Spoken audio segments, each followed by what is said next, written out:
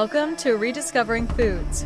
Today, we're traveling back nearly 4,000 years to recreate one of the oldest written recipes in human history, Tuh'u, an ancient Mesopotamian lamb stew recorded on clay tablets around 1740 BCE. This remarkable dish comes to us from the Yale Babylonian Collection, where 3 clay tablets contain the world's oldest known written recipes.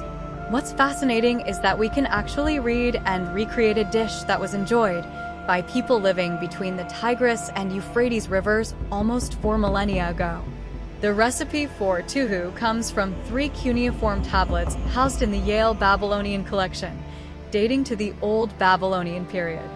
These tablets, written in Akkadian using cuneiform script, contain approximately 40 recipes and represent the oldest known culinary writings in the world. The tablets were excavated from the ancient city of Nippur in what is now southern Iraq and were first translated by French Assyriologist Jean Bottéro in the 1980s. Linguistic analysis suggests it may be related to the Akkadian word Tuh'u, meaning to prepare or to cook. Mesopotamian cuisine was remarkably sophisticated for its time. The region between the Tigris and Euphrates rivers, often called the Fertile Crescent, was where agriculture first developed around 10,000 BCE. By the time these recipes were recorded, Mesopotamians had been cultivating crops and raising livestock for thousands of years. Archaeological evidence from sites like Ur and Nippur has uncovered cooking vessels, utensils, and food remains that provide insights into Mesopotamian culinary practices. Excavations have revealed clay ovens, tanners, cooking pots, and storage jars that would have been used in preparing dishes like Tuh'u. The social context of this dish is also significant. According to cuneiform economic texts, meat consumption in Mesopotamia was often limited to the elite and to religious ceremonies. Lamb and mutton were particularly valued meats, and their presence in this recipe suggests Tuh'u may have been prepared for special occasions or for the upper classes. Beer, another key ingredient in Tuh'u, was a staple of the Mesopotamian diet. The Sumerians and Babylonians were brewing beer as early as 5000 BC, and it was consumed by people of all social classes. Beer in ancient Mesopotamia was thicker and less alcoholic than modern beer, more like a fermented gruel, and was an important source of nutrients. Let's prepare our Tuh'u. This recipe has been reconstructed based on the Yale Babylonian tablets, archaeological evidence, and scholarly interpretations.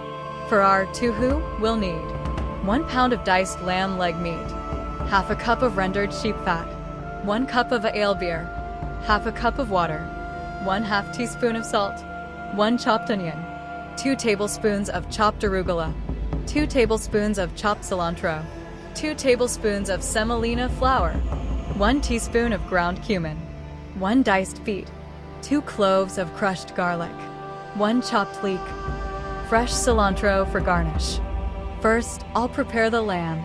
The original recipe specifies leg meat, which archaeological evidence suggests was a preferred cut in ancient Mesopotamia. Sheep and goats were the primary sources of meat.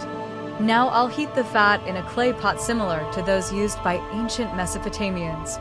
Archaeological excavations have uncovered cooking vessels made of clay, often with a rounded bottom designed to sit in the embers of a fire. I'll sear the lamb pieces in the hot fat. The Akkadian term used in the original recipe, samatu, translates roughly to roast or to sear, suggesting the step was important for developing flavor. Next, I'll add water and beer. Beer was a staple beverage in ancient Mesopotamia and was often used in cooking. The hymn to Ninkasi, a Sumerian poem from around 1800 BCE, actually contains a recipe for beer, showing its cultural importance. Next come the onions. Archaeological evidence from sites in Mesopotamia has uncovered carbonized remains of onions, confirming their use in ancient cooking. Next, I'll add the beets. Beets were cultivated in Mesopotamia primarily for their leaves, though the roots were also used. They added both color and sweetness to dishes. Next is samadu, which scholars identify as a type of semolina or fine flour. This ingredient would have helped thicken the stew. Now I'll add salt. Salt was an important commodity in ancient Mesopotamia, often imported from the Persian Gulf region. Cuneiform texts mention salt being used both as a preservative and as a flavoring agent. Now for the cumin. Cumin seeds have been found in archaeological contexts throughout the ancient Near East, and the spice is mentioned in numerous cuneiform texts. After adding all these ingredients in the cooking vessel and simmer them together, the original recipe uses the Akkadian term basilu, which indicates a slow cooking process. I'll add the crushed leek and garlic to the simmering stew. The original recipe specifies that these should be added after the initial cooking period. Finally, I'll sprinkle the cooked mixture with fresh cilantro. Sutina remains somewhat mysterious, but linguistic analysis suggests it was a wild fennel. Let's break down the nutrition behind this ancient Mesopotamian stew, Tuh'u. Lamb is rich in complete protein and B12, essential for nerve health. Sheep fat, once a key energy source, contains CLA, a fatty acid with anti-inflammatory benefits. Ancient Mesopotamian beer was thick, nutritious, and full of B vitamins and minerals from fermented grains, much more than modern beer offers. Garlic, onions, and leeks contributed more than flavor. Their organosulfur compounds, like allicin, have natural antimicrobial effects, helpful in a time without refrigeration. Cumin aids digestion with its aromatic compound, cuminaldehyde. And beets bring not just color, but antioxidants like betalains. Together, these ingredients made Tuh'u a hearty, balanced meal packed with proteins, fats, and protective plant compounds. Our Tuh'u is ready. This is remarkable. The lamb is tender and flavorful with a rich depth from the beer and fat. The combination of aromatics, onion, leek, and garlic provides a familiar base, while the cumin and herbs add complexity.